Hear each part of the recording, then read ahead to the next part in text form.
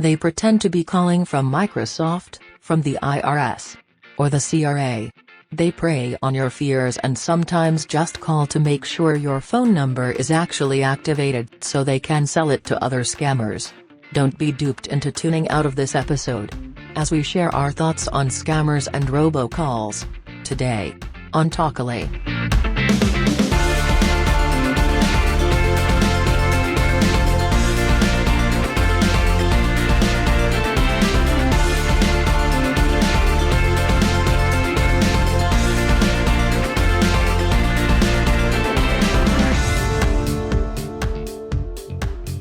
Hello everyone, this is AWC. I'm here today with Laura. Hello. With Sid. Hello. And with Christy. Ciao. And today we're talking about those annoying phone calls from Microsoft calling to tell you that you have a virus on your computer. Getting those emails saying that you won a prize or that you won a big money ticket lottery thingy. And all you have to do is send them a small and modest processing fee. Of course, they do this because they want to get your personal information. They want to get your credit card information. Sometimes you get a phone call, and if you've ever gotten a phone call and you pick it up and no one's there, sometimes when you get that call, it's literally just a bot calling because they want to just confirm that your phone number is active. You know, so today we're talking about those annoying I'm so annoyed by these things. I messed up the intro. How annoying these robocalls are. They just fire it up. But I mean, I think part of it is because it's like an invasion of privacy and it's almost like an attack, right? It is an attack. Well, basically. If someone calls, don't say yes. Be very careful how you respond in the affirmative because they do record your voice. Yes. And then they try and sign you up for something. And then they try and use this as we have you on recording saying yes. Saying yes, exactly. Yeah. And I'm kind of already going off topic at this point, but whoever thought about this, I hope you step on a Lego. I hope you step on a Lego. Seriously, go step on a Lego. You know what? Just don't answer numbers that you don't. I personally, if I don't know your number and if I see your number on there, I'm not answering it. Yeah, I mean, I've got voicemail.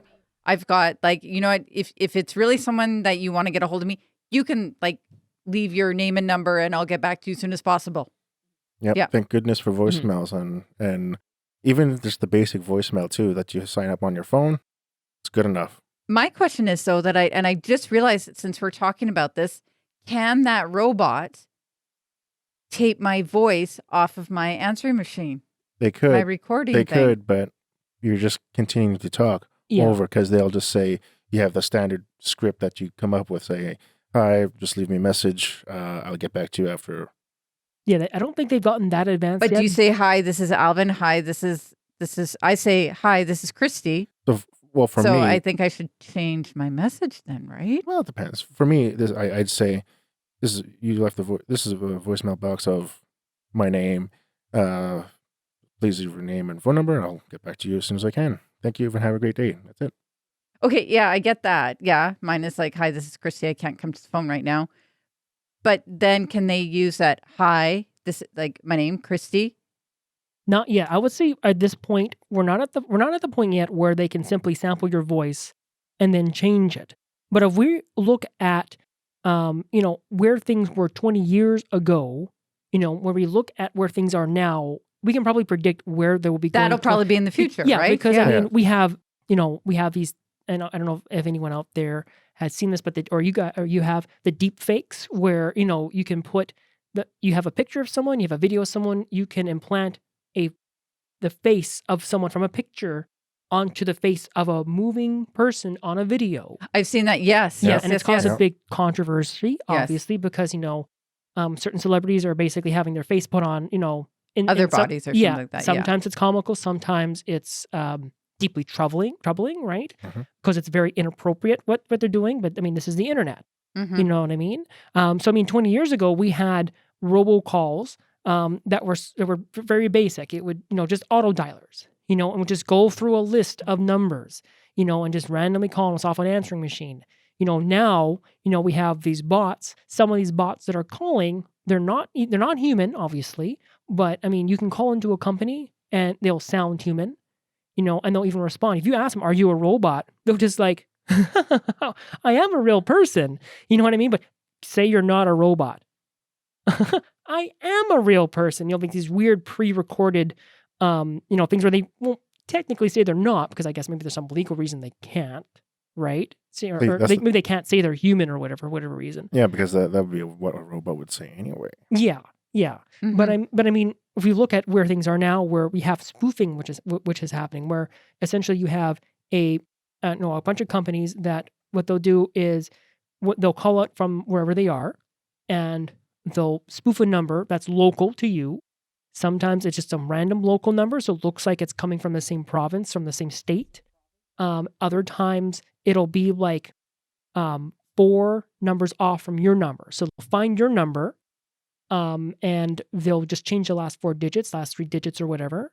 So when you look at it, you have this like association. Oh, this must be someone close to me, or you have a familiarity with it. It's local, so it's probably not someone from another country trying to sell me something or whatever. And you pick it up, and it's of course a scammer or whatever. So we look at where we were 20, 30 years ago, where we are now. I mean, it's quite possible 20 years from now, if something isn't done about it, we could end up in a situation where as soon as you pick up the phone, they sample your voice. And then, you get a recording back later on saying, or you get a call later on saying you signed up for something you never did. And then they have someone else saying, oh yeah, I would love to totally order this thing.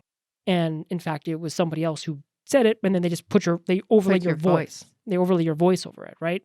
Again, sorry, this is probably fear mongering, and this is still far away science fiction future probably, but it's something I think we should at least take a look at to make sure think about. Yeah, doesn't. exactly. Oh, yeah, like what you're saying, yeah, it's definitely plausible for sure. Like it's one of those things that we have to be very vigilant about,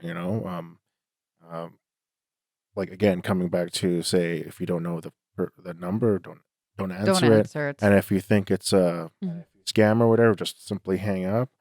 But yeah, those are the things that you have to be very careful around too. Like even if you want to mess around with the scammer, you just gotta. It's a fine line, Like say like they'd be like talking about, oh, you got to do this process and that, and then this and this and that, and then they'll be like 20 minutes later, and then finally they give you the pitch and whatever, and then you say no and you hang up, and that's when I don't know. Yeah. I don't know what happens from that point on, but.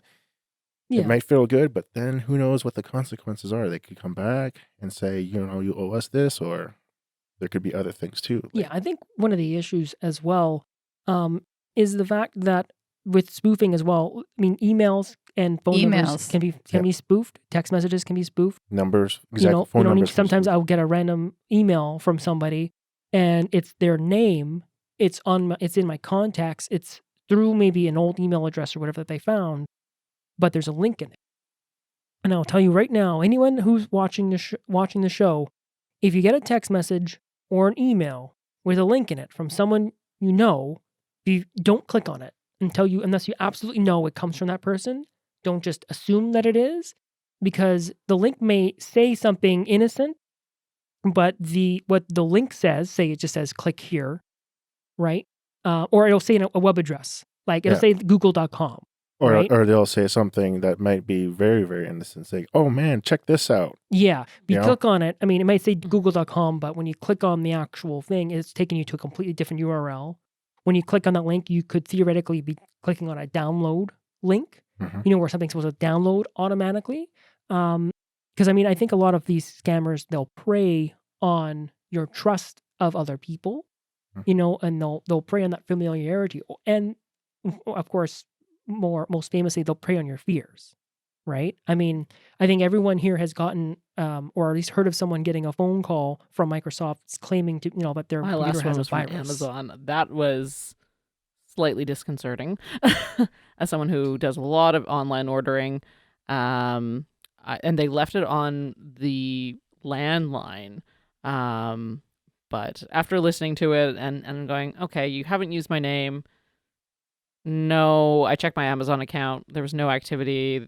Checked my email to see if there was any follow-up from Amazon. Like, okay, this is definitely a scam. We're just going to ignore this. And I would say that if you do get a phone call and they do leave a voicemail, and you are uncertain whether it is a real Erase thing. it. Erase it. Not necessarily. I was going to say, go to the company's website, call the company, or email them and say, "Hey, got this message from possibly your company." Yeah. Claim to be someone from your department somewhere. Can you help me out? Was this actually you? Do your due diligence and go that one step further if you are concerned about it. I would say, like, if you know for sure that this is not a thing, right, go ahead and delete it. Yeah.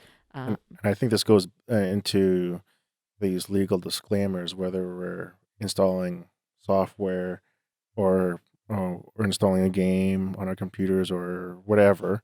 Mm-hmm. There's a legal disclaimer in there that we always skip. Honestly, we all skip it. No, I thoroughly read the terms and conditions. Yeah, no, but seriously, you should, because they will say that these companies are legally not allowed to ask for your personal information through other various means unless they specify what those means are, right? So I'm not a lawyer, but from what I understand, the fine print. Yes, read the fine print at the end of the day. Yeah, because sometimes because you have to know ahead of time if once you do get that phone call of whoever, is it really them or is it just another scammer? Yeah, and sometimes, I mean, when you click, you agree to those terms and conditions. Sometimes you are agreeing to release that information without even realizing it, right? Yeah, and that's again, read the fine print. Read the fine print. You want to know? You know how we were talking about not emails but phone calls. There was a really, really scary scam going around, and my mother-in-law fell to it. That her my husband, her son, was in jail. I don't know if you heard about that scam. Yeah, this is a very common one. They're in jail. They're stranded somewhere. You need to do money right away, and you have to so she lost $1,000 because she said they said to her, it's like, you have to go down to find a Great West Union or something like that. Email it to me. This is his lawyer and stuff like that. I have him here. You need to email this money right away. And it's Yeah. I mean, there are some. It was bad. There are some scammers that they prey. They prey on the elderly. They prey on the most vulnerable of us. And they prey on our fears, right? Yeah. They say a common one is they're claiming they're from the IRS or the CRA. Yeah. And that you're and some of them are just plain out ridiculous. They have a recording that has broken English. Yeah. Other I times got a voicemail of yesterday. Yeah. Of broken English, and I'm like, yeah. And sometimes they have a person on the line, and it sounds fairly legitimate. You know what I mean? But just hang up or tell them, you know what, I'm going to call you back on your publicly listed line. Yes. If you can give me a reference number, right? Just ask for those things because they will do it. They'll give you. They won't force you into anything on the phone. Exactly. Because a lot of times they understand. Yeah. You know what I mean? If they're trying to force you into something, they're trying to not let you do those things, then just it's most likely a scam. A scam. Yeah. Another scam too is through text messaging, where there will be messages saying, there's a problem with your account. Claim to be RBC or TD Canada Trust or CIBC, and I'm like, joke's on you. I don't bank with neither of those companies. Exactly, right? Just delete it right away because Yeah. But obviously, if there's that one occasion where you do bank with one of them, and you're like, you have to question first of all. And again, this goes back to one of those legal disclaimers and saying, okay, first of all, how did my bank? Well, they probably did, but I should give them a call, which you should anyway. Yes. Right? Give your bank a call, and if they texted you that message or not, and if they are saying, oh, we're actually aware of those messages, that's a scam, do not click on any links that they send you, and then you're golden and just carry on with your life, I was going to say, I think we should talk about reporting, and when do you report, and how do you report? Because that's a good question. Yeah, that's actually a very good question. There's been a couple times where things have come up, and it's obviously a scam, and I go to the police website, and there is an online form that you can fill out, but it takes forever. Yeah. It's a timely process. I don't need this to be I just need you to be aware that this is a thing. Yeah, exactly.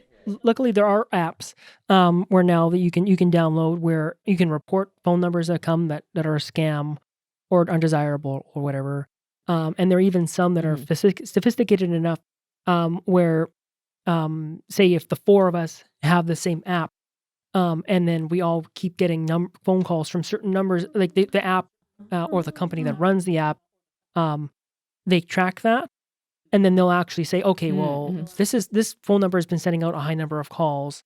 We'll mark it as spam because it's been reported X number of times already. So we're just going to block it for everybody.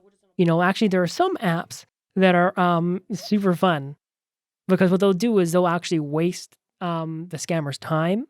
So you don't even get it. It just goes straight to like one of their servers or whatever, and then it's just like someone who just wastes their time for you. That is sweet. That's my kind of app so right there. sweet. And you've seen some of these things too, because I think this has actually become a thing now, where you have actually there's a comedian I love, James Veitch, who has I think his shtick is like messing with scammers. That's the best. Yeah. So Google James Veitch because it's hilarious. Some of the things he's done. You know what I mean? Like, and he seeks them out. He does. But I mean, they actually have instances too where you have people on YouTube who, they mess with scammers, and actually you have hackers that hack the scammers. That's awesome. That is very good. Because what they do, right? So they'll call you up. They say your computer has a virus, and what they want you to do is they want to get access to your computer. And while they're fixing something, what they're actually doing is they're downloading a program in order to try and get your information and whatnot, right? And they're doing this in the background. And what they don't realize is that when they attack someone who knows what they're doing and is super skilled at stuff like this, that while they're doing this, the hacker that they're trying, who's the victim, is basically doing is working their magic in the background and hacking into their system. And it's some of the things that they do are hilarious. You know what I mean? And it's very satisfying seeing that, I think. Oh, it is. My question for you guys is okay, computers, they can get your email off anything. But how do they get your phone number if it's a cell phone and it's not public? Well, that's the thing. They have lists. But where do they get these lists from? Think about how often you're shopping online where you have put in your phone number to potentially be contacted if there's an issue. Sometimes it's random. Like, remember, I was telling you earlier how they simply call out to try and check for active numbers. Sometimes they literally just go through a computer will literally, it used to be, you have to program these numbers. Now a computer does everything, right? Right. So it literally just like, 204-555, 0001, 0002, you can get off, and it just, they just call. And then if they get pings back, if they get confirmations at some point, or they somehow find out this number is active, then they, companies sell these lists, and then so you can get off of telemarketers. There's certain you can put on a list not for telemarketers to call you. Well, that's do not call list. Yeah, that's another issue. A do not call list is the do not call lists that exist currently are no longer sufficient. Because if you read the fine print, the do not call lists, both in Canada and the U.S. and in the U.K., there are a lot of exclusion. For example, I think political parties here in Canada are excluded from the do not call list. Yep, that's true. You know what I mean? So, yeah, and a lot of these companies they ignore it. They ignore the do not call list. So what can you do if you're on the do not call list and you get called? Yeah, report it as spam. Just report it as spam. Report it. If you have one of these apps marked as spam, and they think that helps as well. Yeah. Now, to play devil's advocate here, I think we should talk about the people who are trying to scam us.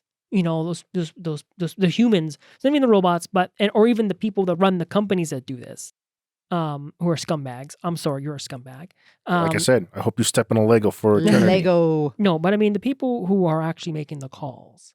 I think for any time you enter into some type of job like this, you know what you're doing. Like a call station? Yeah. Yeah, you know what I mean? If you're the person trying to scam someone to make money, it's a job for them. And maybe they don't have, as much opportunities as other people, you know what I mean? Yeah. So, but on one hand, it's an old adage, do you steal a loaf of bread to feed your family, right? But I think it's a big moral question that has to be brought up because, well, sure, that family can now eat, but the baker is now short one bread, and they have a family to feed as well. Also, I mean, the countries where that are targets are first world countries. There is a preconception that people are all people that exist in these countries make a certain income enough to survive, even survive a scam. So I think that may assuage concerns. I think, yeah. because and Yeah. if you think about it, the people who are making the calls are normally from like a third world country, Third Yeah. or second, or second. Yeah. or they're It's they themselves are just impoverished. You know, Yeah. like they're impoverished, or that for them that's just and they don't Yeah. even think about what you just said. Like, I mean, this is, they have to feed their family. They're in that, they're not concerned about your family. They're concerned about feeding their family. In order to feed their family, they have to make these phone calls. And even if they think it's immoral or wrong, they have to do what's best for their family. they may think that this is the only option, And Yeah. that's why they prey on these companies, prey on these people, like the third world countries and the second, because they think they can exploit them to do the work. Exactly. I was actually going Compared to bring to that up. Yeah. exactly That's- compared to yeah. somewhere first world country where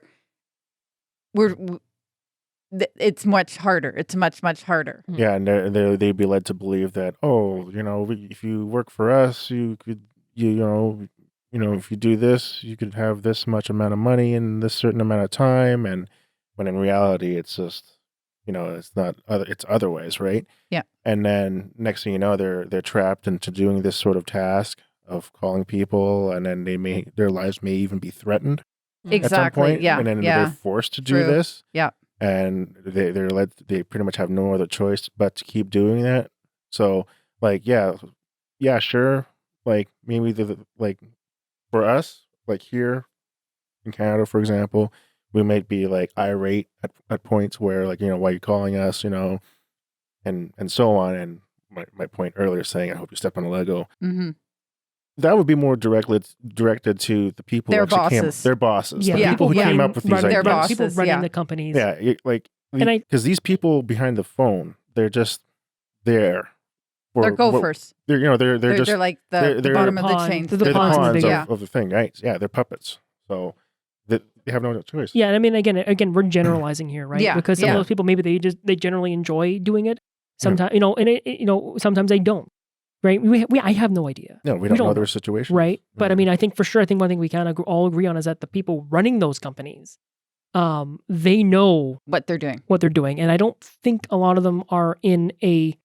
If there was no money to be made in this, if they weren't making money, they wouldn't be doing it. Yeah, and I was going to say, in addition to that, I mean, we have to find fault with the legislators of these countries as well, because Yes. I would say in general, you tend to get these scammers cropping up in countries that have legislation that supports this kind of pseudo industry. I'm not aware of any of them that are operating like within Canadian borders. Yeah. I'm sure there is one of those sort of quasi companies that's sort of straddling a line, Yeah. but it's almost in a completely different sort of subgroup.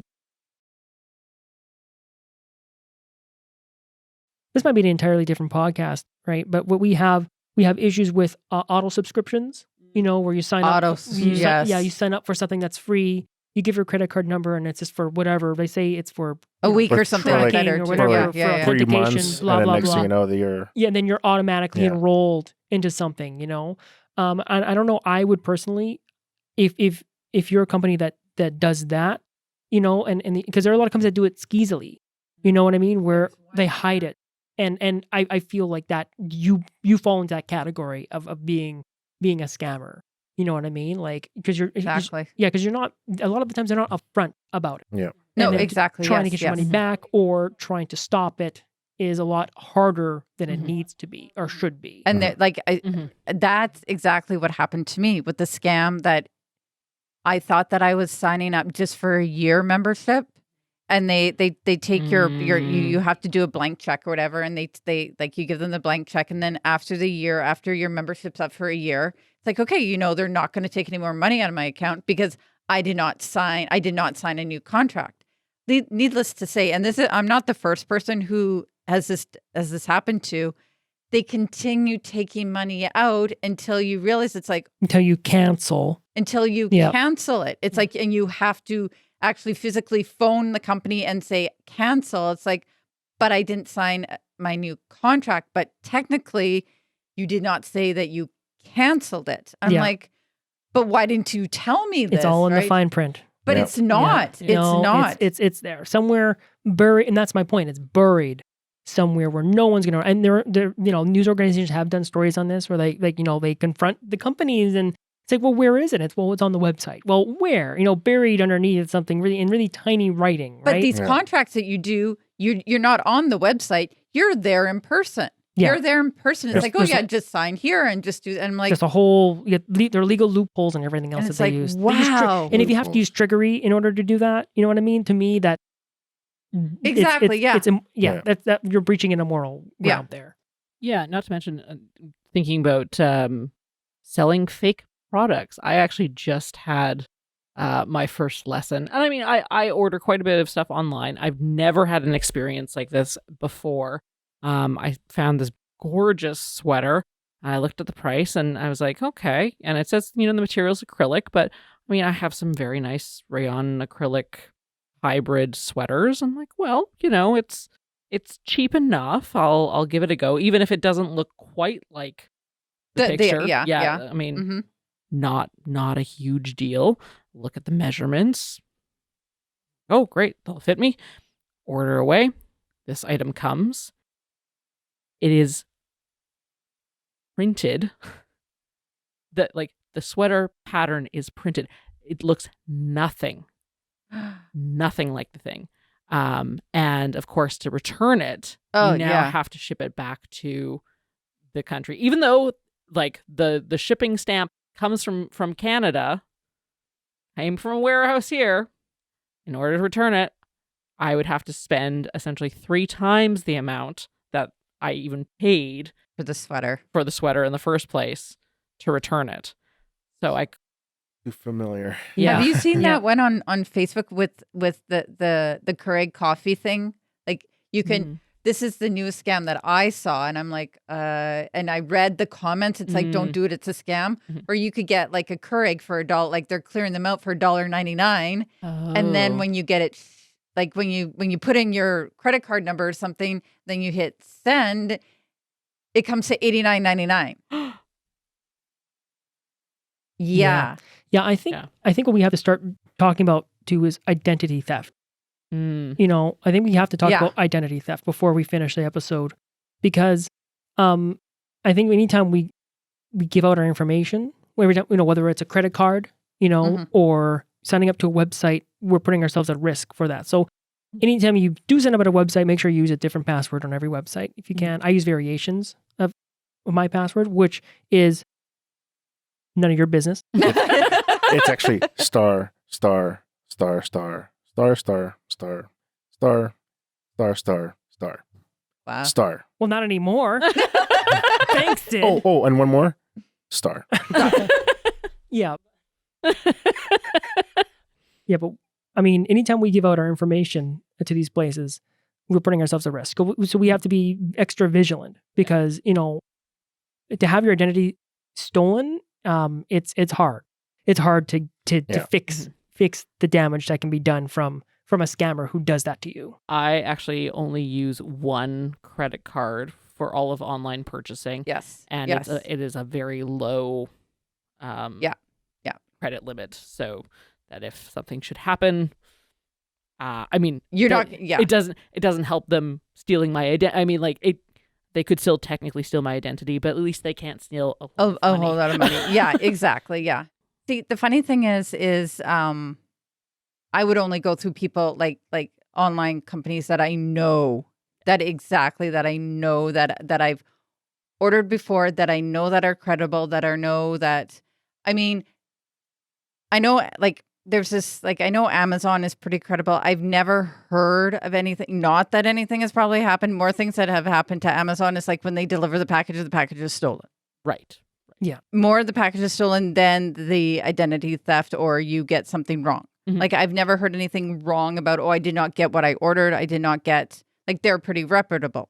Yeah, I mean, stuff like that has happened, but I mean, yeah, I think with Amazon, the biggest thing you hear about is like The package gets stolen. package gets stolen or Yeah. something. Like right Yeah. now, yeah. And I mean, I would say Amazon is a large enough company that even though they have a marketplace where they have sellers that have purchased in, if there is a situation where there's enough complaints about a company, they probably just sever ties with that exactly. company. Yeah, Like, yeah. They don't care. They're just like, exactly. Yeah, Yeah. it's like, you're done. exactly. All right. So, what advice would you all give? What final words of advice would you all give to people watching the show right now? Well, if you receive any packages and all that stuff, make sure to remove your names off of them after of the packaging materials itself. Oh, Mhm. yeah. You know, Yes. that's a good. I do that all the time. Like I try to at least either I try to Blackouts. black out my names Leave a and shredder. addresses, or even shred it when I Yeah. can, or Mhm. something to at least remove your Personal info. personal information Yeah. on the addresses after. I like Oh. the one where you say, if you don't recognize the phone number, don't answer it. Don't Yeah. answer it. Just simply don't. Just hang up. Let it go to voicemail. Let it go to voicemail or and don't if even it's answer someone you actually, if you're actually expecting a call like that, but don't know the phone number, then yeah, for sure. But it. They'll leave a message. If it's really important, they'll leave a message. Yeah, minimize your risk is the big one, and take care of things once you receive them, but even before you go about ordering anything, read the fine print, Mhm. understand what you are getting into. If someone calls, do your due diligence. Don't Yes. immediately react. Take a breath. Yes. Particularly if it's an email or a phone message, taking that extra 15 minutes to, do some research before you go on your merry way and contact them back could save you a lot of pain. Yeah. Yes. Yep. Yes. For me, I would advise don't click on any link. Be very, very, very cautious before you click on any links. If you get a phone call, call the company directly. If you get an email from someone, email them from a separate email. Don't reply to that email. Because identity theft doesn't just happen to you as the victim. It could have happened to somebody else. And the person that's contacting you could have taken the identity of somebody else, is pretending to be them, because this has happened too. There was a recent story where a person was trying to buy a house who lives in here. Someone in Canada, I think, once was trying to buy a house in the U.S. This music somehow the email got linked or got leaked or whatever, and the buyer thought they were communicating with a lawyer in the States, and that wasn't the case. And there's a big kerfuffle about it right now. I hope it works out for the person. I hope it works out for the person who's lost their money to a scammer. I hope it doesn't work out for the scammer, honestly. But yeah, be very careful when you're giving out someone else's information. Make sure that when you're giving information about someone else, especially important information, that you are giving it to the right person. And that you're giving it to the person that it's intended to. Yes. Yep. Yes. Thanks again for joining us today on Talkily for another cool discuss. Joining me today for Robocalls and Scammers was Laura, Sid, and Christy. Intro-outro music was Illuminate by Ethan Rank, found on Artlist. All additional music also acquired through Artlist. All images and videos in our show were acquired through Pixabay. Podcasting services acquired through Spreaker. And if you enjoy the show and would like to support us, please hit that like and subscribe button if you haven't already. Visit cooldiscuss.com, visit our merch store, or consider making a donation so we can continue to produce awesome content for you. Please keep in mind, we are just normal, everyday people talking about things we think we know something about. We are not experts on anything. Always take everything you read, see, or hear with a grain of salt. Never get all your information from only one place, and always be willing to question. This is AWC thanking you once again for joining us.